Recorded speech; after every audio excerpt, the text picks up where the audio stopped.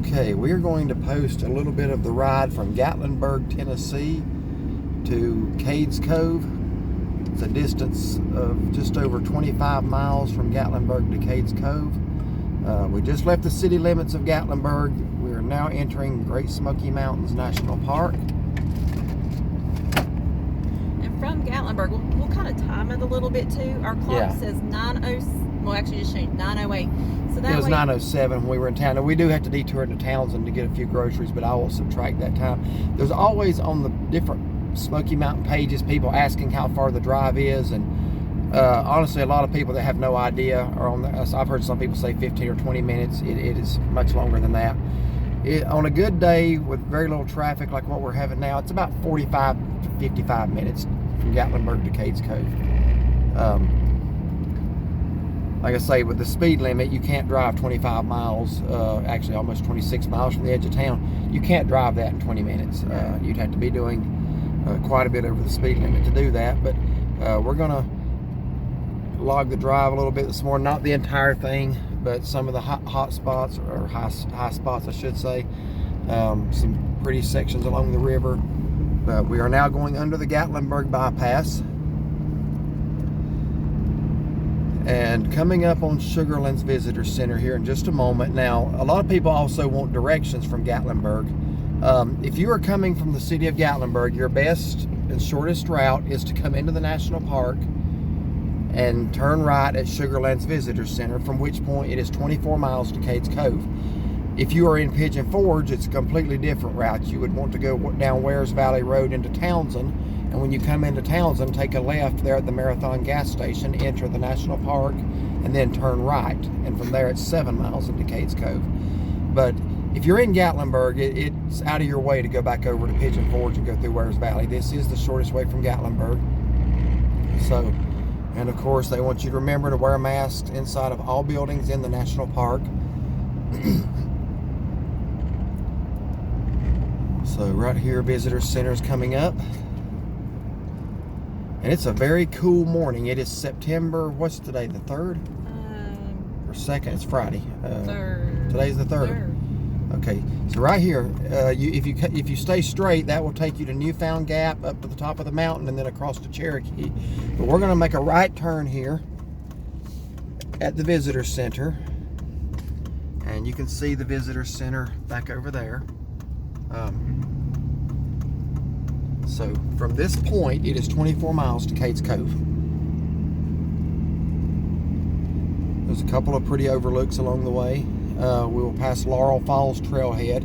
And in case you're watching this, you need to be aware that starting, I want to say soon, maybe today, or maybe I think it's maybe the day after Labor Day, Laurel Falls is going to start charging for parking. Oh, really? I hadn't heard that. Yeah, you have to reserve it ahead of time. See right here, Townsend 18, Cades Cove 24. You're going to have to start paying for parking at Laurel Falls. It's kind of a trial thing they're doing.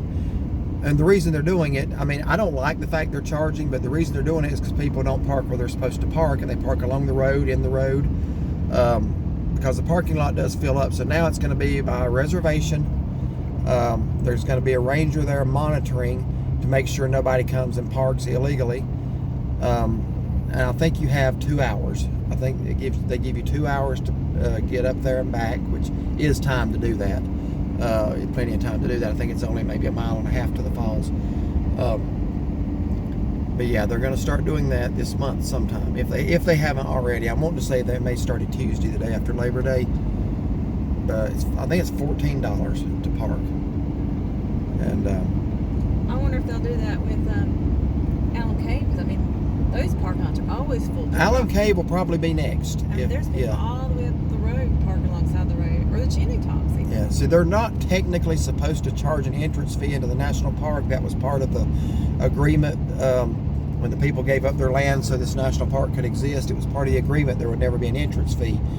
Most national parks in this country do have one. The Smokies do not.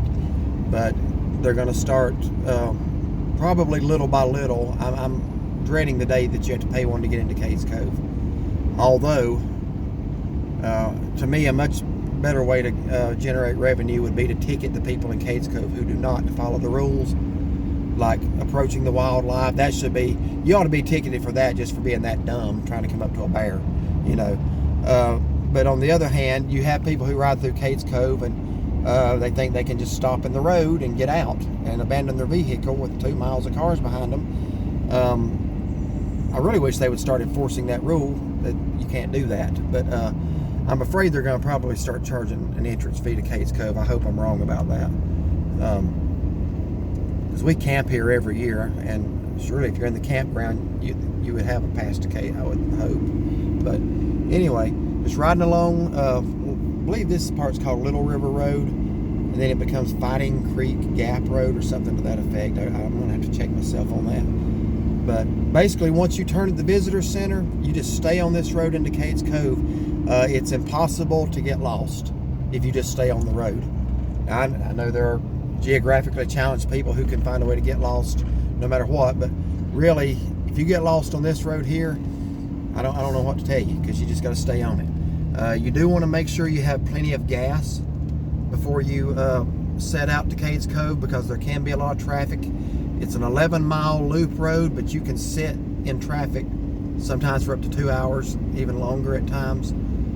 I don't think we've ever really had to sit longer than that. I think one time there was a tree that had fallen and we did have to sit, but we've been there with high traffic. I don't think we've ever had to take maybe 2 hours to get through, maybe 3 if we stop and look at a few things, but there's a lot to look at there too. So anyway, I'll be videoing more of the ride over there. Do you have anything you'd like to say? Best time to come is in the mornings. Yeah. That way you can see the wildlife, and too, hopefully not too many people are out and about yet. The gates open at sunrise. You want to get there still well before that, because other people get there at sunrise when the gates open. But that is your best time to come early. In the heat of the summer, you stand a lot better chance of seeing wildlife either in the morning, or, to be honest, I think we see more bear in the late evening. But we're there already. Yeah, you know. When we camp, we go through it several times a day. Usually in the middle of the day, you're probably not going to see as much. Although it's supposed to be pretty cool this weekend, so I don't know. They may be out and about a little bit more. Here's one of the overlooks. I think that's called Maloney Point, or maybe I think this next one's Maloney Point.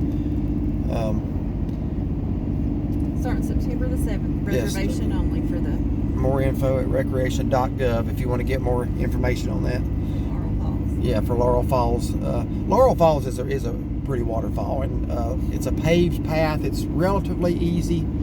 I think it's rated as moderate. I've heard, I haven't been there in several years, I've heard the path is in bad shape. So I don't know about that, but yeah, we're coming up on Laurel Falls now. And starting September 7th, actually they've got it. No, you can still get in there.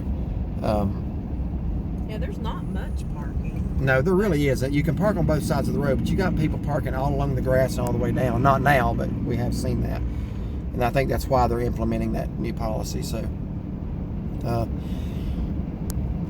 our next point of interest should be Elkmont Campground. We're not going to ride through Elkmont. It should be up here on our left. Now let me say about Elkmont, there's a neat little thing out there called the Troll Bridge. It takes a little doing to find. It's not hard really. You just keep driving past the campground. You'll see the abandoned Elkmont Village town up on top of the hill, and right below that there is a parking area, and when you park you'll see, what is that, I can't think of the name of that now. There's a cabin that you can rent for events right there on the left. But anyway, you walk out that trail to your left, to the left of the parking lot, the opposite direction of the old buildings. Spence Cabin, I want to say is what it's called, but if I'm wrong on that, I may be wrong, but I'm just going off the top of my head. I think it's Spence Cabin. If you walk down that path and keep looking to your right, you'll see a lot of old standing rock chimney structures from homes that used to be there. When you start seeing a couple of those chimneys, start walking to the right off of the main path, and you can't miss the Troll Bridge once you do that. That should be on our... yeah, here's Elkmont Campground, huh? What review at Christmas was it called that we walked out of? What was that? Yeah, we have a review on that from Christmas time. I think Elkmont Village, maybe, Troll Bridge. Yeah, maybe so. Just put in Elkmont under our, we only have one, so under that name. So just put in Elkmont on our channel, and it should come up to it. But anyway, we're riding along the river now. It's a very beautiful drive over here. to Cades Cove, and right now, man, we're not behind anybody, and that's really the way I like it. We're able to kind of go the speed limit, and anyway, I'll be recording more as we get there, but just wanted to just see a little bit of the scenery. All right, I used a pull off here to let some people go around me. Right here's a beautiful shot of the river. You have a lot of nice river shots on the way to Cades Cove. I would highly recommend taking this little drive in the fall, like usually maybe the fourth weekend in October, third weekend. Just get a good leaf update and see when the leaves are peaking. This is absolutely a gorgeous drive in the fall. I did pull over because I'm towing a trailer to the campground for the first time ever, and I like it when people who are going slow pull over for me, so I'm going to be considerate since I'm going a little slower today and pull over for other people. So, but a beautiful sunlight. It almost makes the leaves look like they're turning yellow. It's really just the sunlight hitting them. But a lot of beautiful river shots here. All right, a little bit more along the river here. The river's now off to our right.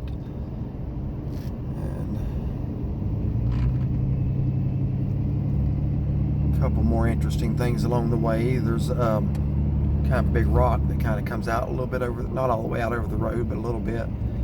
And there's an area up here on the left called the Sinks, which is kind of like a waterfall. There's some fast moving water there, and it's kind of a dangerous area. I don't know if water's rushing down pretty fast right there. And then after that is probably the only waterfall in the Smokies that you can see from the road.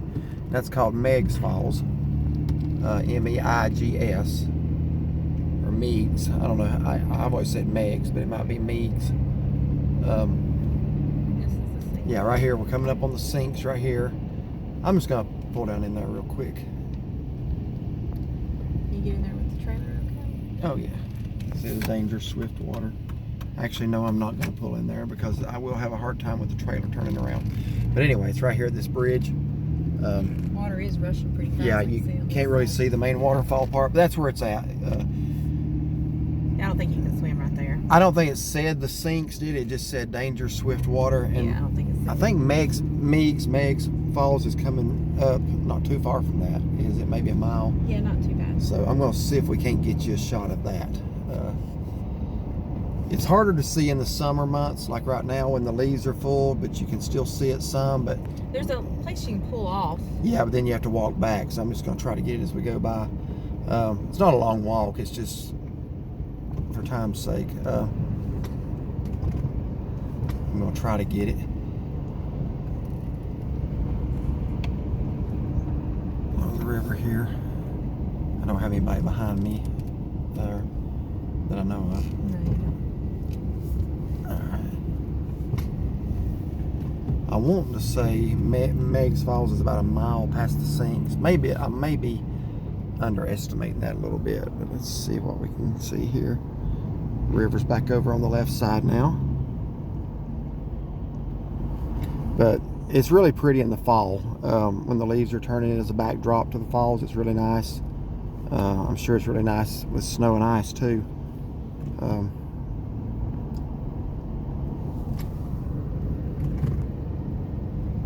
I know it's got to be coming up.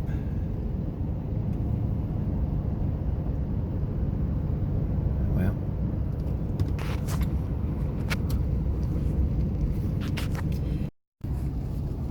okay, I think we are coming up on Meigs Falls now. So when you see the little rock, yeah, you see this little rock wall. It's kind of a long pull off.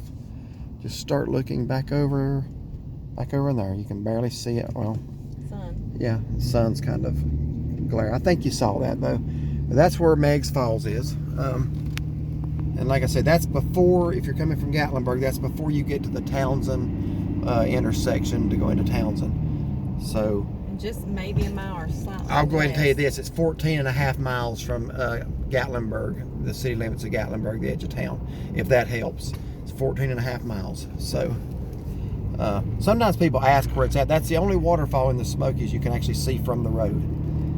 As far as named waterfall, we saw a few yesterday coming out of Cherokee, but they're usually there. I don't know if they even have names, but They were pretty full from all the rain. Yeah, from all the rain from Hurricane Ida, I guess. Which we didn't get a lot of rain back at the house from that, but I think they had more here. We're about 2.5 hours east of here, 3 hours or so. Now, we were here in 2012. You can read about this when that storm blew in out of nowhere. We were in Cades Cove campground. 2012, look this up. Deadly storm. A couple of people in the park died from this storm. We thought, we were sitting at the campground having supper with some friends. They had rented a cabin over in Wares Valley, and they drove over to grill out with us. They asked me if we had heard about the severe thunderstorms that was coming, and we hadn't, because in Cades Cove you don't hear much. You know, you don't have cell signal, which is a great thing. So we're all sitting there eating, and I'm not kidding you. This was not a thunderstorm where you could hear thunder rumbling off in the distance and you see a dark cloud. We were sitting there, it was calm as it could be, and literally out of nowhere come a massive wind. Unlike anything I've been in except maybe the hurricane on Siesta Key. But we knew that was coming. And we thought a tornado had blown through there. It turned out it was what they call straight line winds. But that storm, I think somebody at the Townsend Y was killed. A man on a motorcycle was killed by a falling tree. I think somebody at Deep Creek Campground, or not Deep Creek, Abrams Creek Campground, was also killed. They were swimming in the creek with their child, and tragically I think a tree fell on, I want to say it was the mom. But I'm going to tell you something, you can still look over, there's a section up here, you can still look over and see the trees that were knocked over from that storm. Our friends started throwing their stuff in their trunk, and they were getting ready to leave to get back to their cabin. Come to find out, a tree had blown over the road between Cades Cove and Townsend. They didn't get back to their cabin until I think 3 o'clock that next morning, because they were just in a line of cars waiting to get out of Cades Cove. So we were kind of stuck there. We were afraid to stay in the campground because of all the trees blowing. In a tent. Yeah, in a tent. And my dad was with us, and I remember telling my wife, my dad said, let's get in the truck. We're going to drive out into Cades Cove because it was more open out there. And honestly, the way, if you could have seen the way the trees were bending, you don't want to be in a campground when it's like that in a tent. You can't see one coming. So we got in there and drove out into the cove. We got to the Methodist church, and they were working with somebody. The first responders were working with someone. I think that person did end up being okay, but I think a tree had fallen on them. Really a rough trip. And the next day they evacuated us out of the campground. Told everybody they had to leave. They couldn't really. They got the tree cut up off the road finally, so people could get out. They told us we had to leave the campground. I guess the store had lost power, and I think something with the water supply. yeah, too. water supply. They gave us a credit, so we ended up coming back in October. They gave us a credit for the nights we hadn't spent there. That was a scary trip. I mean, it came literally out of nowhere. I mean, one minute it's calm, the next minute you think a tornado is going through. But that was in 2012. And you can read about that storm that we were in the book called Into the Mist, Tales of Death and Disaster, Mishaps and Misdeeds, Misfortune and Mayhem in Great Smoky Mountains National Park, Volume 1 by David Brill.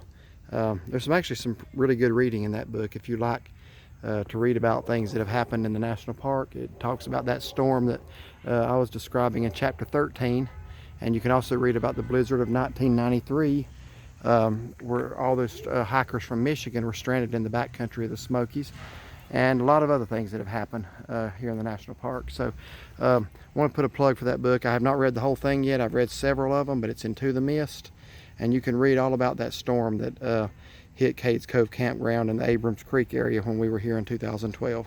So if you're interested, there it is. And we were very blessed not to have been injured or killed. Some people were. And I do remember specifically the man on the motorcycle near the Townsend Y, and I think the mom that was swimming with her little girl in the creek. Very, very sad situation. But we should be coming up. It's a very curvy road. This is why I say you're not going to drive it 15 or 20 minutes. I've had people argue with me on the pages about this. Well, we did it. You didn't do it. If you drive 60 miles an hour on this road, you're going to end up down there. And most people, truthfully, when they're out driving this, I mean, we come a lot, so I mean, we might, I don't say drive fast, but faster. The speed limit. At Yeah, least. but some people are going very slow because this is their first time and they're looking at everything. Yeah. So if you're behind one of those, it's going to take even longer. Yeah. And the main thing is consideration and respect for others. Like right now, I'm pulling a trailer. When somebody comes up behind me, I pull over and let them go by. That's common courtesy. That's what those right there are for. Exactly. That's what these pull-offs are for. Because I know sometimes you'll get behind somebody, and here's a good tip. If you're driving through Cades Cove or even the road over here, if it's clear in front of you and it looks like a funeral procession behind you, you might be the problem. You know, let me just put it that way. If you see a lot of people behind you, you probably ought to pull over. So anyway, just keep that in mind and be respectful of other people. But again, this is a beautiful drive through here. Beautiful drive along the river. I could sit and look at rivers all day. Mountain rivers anyway. Like to do some trout fishing. And one thing about it, I've done a lot of saltwater fishing. I have never done fly fishing in my life. Might ought to take that up and try that sometime when we're up here. But I usually just come to the campground to relax and drive through the cove and see the wildlife.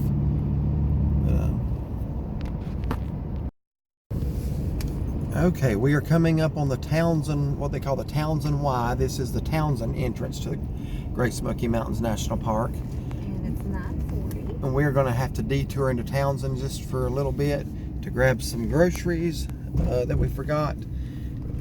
And I'm going to fill up on gas. You always want to have a full tank of gas when you're going through the cove, especially multiple times like we're going to be doing. So we're going to head on into Townsend here. Okay, we're entering back into the national park from Townsend now. And again, we just had to make a little detour to top off with gas and get some more ice and some milk. But other than that, you would just stay on the road that we were on before out of Gatlinburg. You don't have to go into Townsend. So we're going to pick back up. This is the way you would come in if you came in from Pigeon Forge through Wares Valley Road. So I'm going to let you see this anyway. Cades Cove is really easy to find. I know a lot of people who've never been here don't know how to get here, and that's understandable, but obviously there's just two ways to get to it. And once you get on the road that goes into Cades Cove, you cannot get lost because it literally loops around and takes you right back out where you came in from. So we're coming up on what they call the Townsend Y, W-Y-E, and it's where the three parts of the river come together, and it's a neat little swimming hole in the hottest days of summer. It's a little cool today to be swimming. They got a lot of river rafting places in Townsend. Yeah, you can rent river rafts back in Townsend, several different places, and go down there and enjoy the Y.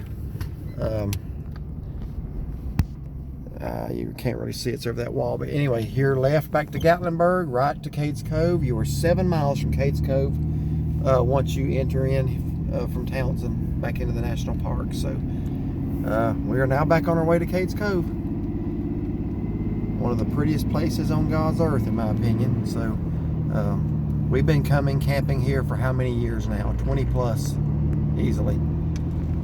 So honestly, the way that is looking on the phone, the way the sun's hitting the trees, it almost makes it look like the leaves are turning fall yellow. But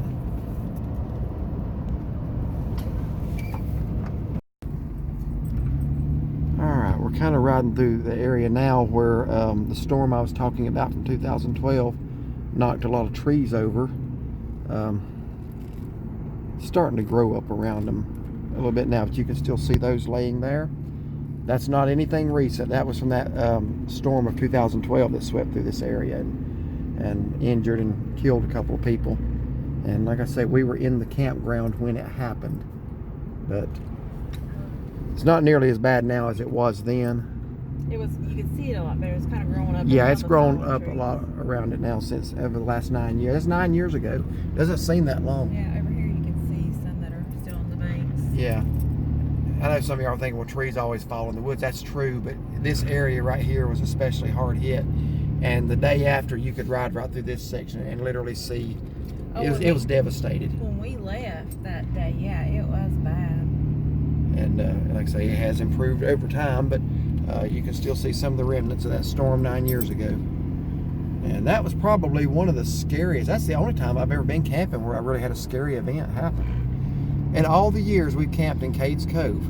Cades Cove is bear country. We have never yet seen a bear in the campground. I know a lot of people get on some of the pages, they say we want to camp in Cades Cove, but we're afraid of bears. I wouldn't let an irrational fear scare me from something that enjoyable. Because like I say, we have camped in this campground over 20 times. And never once have we seen a bear in the campground. In the cove, yes. There are strict food regulations. You do have to put your cooler up when it's not in use. You can't leave anything laying out overnight, especially that's might have the scent of food on it, like your pots and pans, your utensils. You certainly don't want to take food into the tent with you, because the bear just wanting to eat, and if you got a pack of beef jerky in the tent with you, that's probably a good way to have a bear come in your tent when you're in it. And that's not what you want. But we've never seen a bear incident in the cove at all.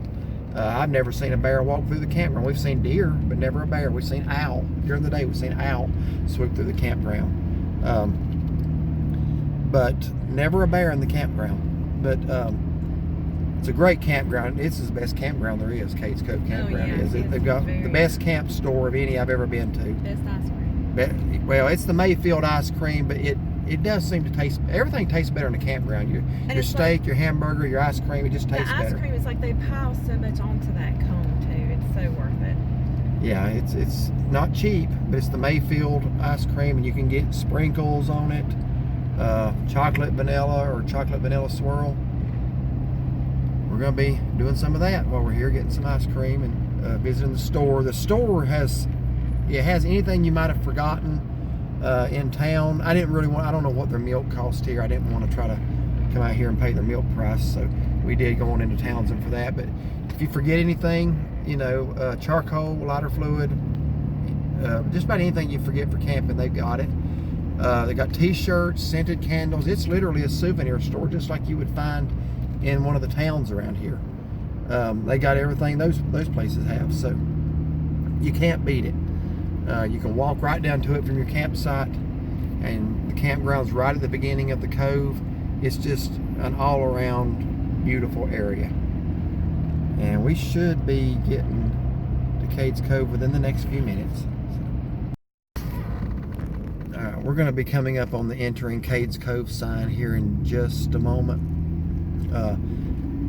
You actually see the sign before you get into the actual cove. But we're about a mile away from that probably. We are just now coming upon any traffic at all. So I think if you want a good gauge of how long it takes to drive from Gatlinburg to Cades Cove on a non-traffic day, I think we're going to be able to give that, because this is the first real traffic we've even seen. Other than I had to pull over and let a guy go around me, and then somebody pulled over for us. I guess they were wanting to go even slower than we were. And it's not even backed up. It's moving at the speed limit, in fact. So I'll let you know as soon as we get there exactly how long it took, because that's a question that's asked a lot. How long does it take? And we did subtract the time we were at the grocery store in Townsend and the mileage. So all we're going to be giving you is the exact mileage from Gatlinburg to Cades Cove and the exact time. So we should be coming up on the entering Cades Cove sign here in just about any time now.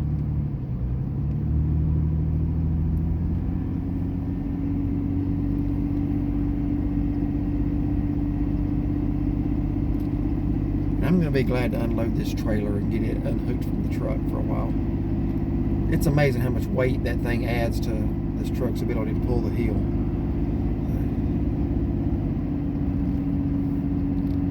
Just got gas for $2.79 in Townsend. I never thought I'd be happy about $2.79 gas again, since our previous administration had it under $2. It's done nothing but climb since. But everywhere else in the area is pretty much $2.99 a gallon. Townsend is the cheap spot. We were able to get it at the Shell station out by the grocery store, the IGA grocery store, for $2.79. So if you happen to be in the area, you might want to keep that in mind. It may go up by the time this video gets posted in a couple of days, but we'll see. All right, here I believe we're coming up on the entering Cades Cove sign. Yes, we are. And the actual entrance to the cove is past the campground. We're going to be going on into the campground to check in. But there will be more videos to come. Hopefully we're going to spot some bear over the weekend, and we'll certainly try to get some video of that. Some deer. I always see turkey. Sometimes we see coyote, sometimes we don't. When you have small dogs, you don't really get excited about seeing a coyote. But we're coming up into the campground where we turn left to go into it now. We're passing the picnic area.